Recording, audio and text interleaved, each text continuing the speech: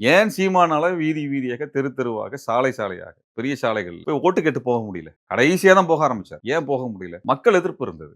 மக்கள் எதிர்ப்பு அங்க இருந்தது. 2வது விஷயம் பெரும்பான்மை பெரியார அவர் விமர்சிச்சதுனால அந்த எதிர்ப்பா? இல்ல வேற காரணங்களா? பெரியாரை விமர்சிச்சதை தெரிந்தவர்கள் எதிர்ப்பு தெரிவிச்சாங்க. ஒரு தரப்பு மக்களுக்கு வந்து இவர் பேசினதே தெரியாது. ஏன்னா, அந்த மக்கள் கடுமையா உழைக்கக்கூடியவங்க. காலையில 7, 8 மணிக்கே வந்து நீங்க போனீங்க வீடு பூட்டி இருக்கும். அவங்க எல்லாம் மில்லுல வேலை பார்க்க போயிருவாங்க. இரவு 8 மணிக்கு மேல வருவாங்க. அவர்களுக்கு வந்த நேரத்துக்கு மேல கொஞ்ச நேரம் ஓய்வு எடுத்துட்டு அடுத்த நாள் வேலைக்கு தயாராவாங்க. ஆனா இவர் என்ன பேசுறாருன்னே தெரியாது. நாங்க போய் அங்க பல இடங்கள்ல நின்னு, பல பகுதிகள்ல நின்னு பேசும் பொழுது தான் அந்த மக்களுக்கு இவர் இப்படி பேசினாருங்கிறது தெரிஞ்சிருக்குது. அதுல பலர் நேரடியா வெளியில வந்தே எங்ககிட்ட வந்து நேரடியா வந்து கை குடுத்தே வந்து எங்களுக்கு வந்து சொன்னாங்க. நீங்க சொன்னது எங்களுக்கு தெரியல.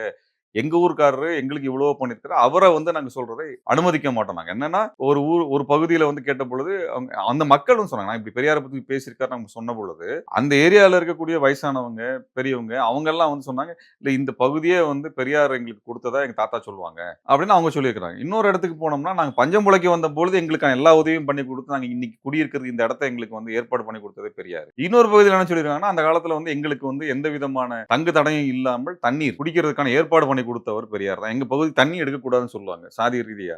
அந்த சமயத்துல எங்களுக்கு தண்ணீர் ஏற்பாடு பண்ணி குடுத்தது எல்லாமே பெரியார் தான். மருத்துவமனை கட்டுறதுக்காக குடுத்தது பெரியார் தான். பெரியார் வந்து மிகப்பெரிய பணக்கார குடும்பம் தான் அவங்க குடும்பம். அவங்களுடைய வீடுகள் அங்க இருக்குது. அந்த வீடுகள்ல வந்து நீங்க ஈரோட்ல இருக்கக்கூடிய மத்த பகுதி, மத்த இடங்கள்ல இருக்க வாடகைய விட மிக குறைந்த வாடகை தான் வாங்குறாங்கன்னா, குடியிருக்கிறவங்க சொல்றாங்க. இப்படி அங்க இருக்கக்கூடிய மக்கள் ஏதோ ஒரு வழியில வந்து பெரியாரோட குடும்பத்தோடும், பெரியாரினாலும் பலனடைந்தவர்கள், நேரடியாக பயனடைந்தவர்கள்.